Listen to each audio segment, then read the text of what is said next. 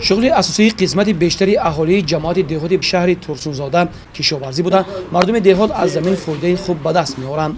پرورش لیمو و سبزیجات و پالزی‌ها در گرمخانه‌ها برای اهالی دهات شهر ترسونزاده منبع خوبی درآمد گشته است. در قلمرو جماعت دهاتی نوآباد 355 عدد خوجگی دهقانی کار و فعالیت نموده. از اینها 2 گکتارش گرمخانه تشکیل می‌دهد. در فصل زمستان خوجگی‌های دهقانی بسیارتر در گرمخانه مشغول می‌باشند. عین حال در گرمخانه خوجگی‌ها در کشتی تیرماهی، پمیدار، بادرنگ و دیگر نمودی سبزیجات‌ها مشغول می‌باشند. خیلی که دیده ایستادن در گرمخانه یعنی که محصولات‌های تر و تازه افزایش یافته ایستاده است. با نظرداشت امکانات‌ها برای رشد اقتدار ساحه‌های استحصال محصولات در هر منطقه شرایط مهیا کرده شده است. با مقصد تامین بازار استعمالی در شهر ترسونزاده سال تا سال تعداد و مساحت گرمخانه‌ها افزون می‌گردد.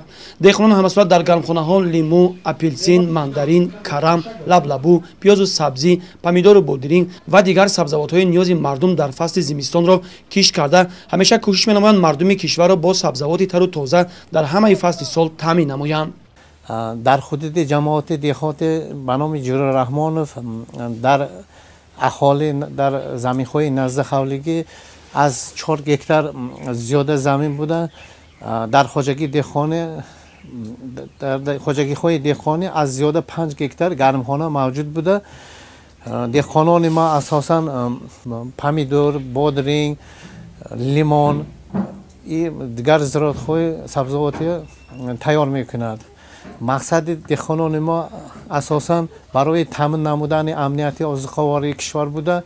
اساساً در بازارهای جمهوری و بیرون از جمهوری محصولات‌های تر تازه تیار می‌کنند. مقصد اساسی کشاورزی جماعت دهات شهر ترسونزاده این نگاه داشتن و استوار نمودن امنیت آذوقه‌واری کشور است. زیرا امروز باید از زمین‌هایی که آبی و للمی وابسته کرده شده است ثمرناک استفاده بوده استحصال محصولات را افزون نمایند و کوشش می‌کنند که در همه فصل سال مردم را با سبزیجات تر و تازه تامین نمایند.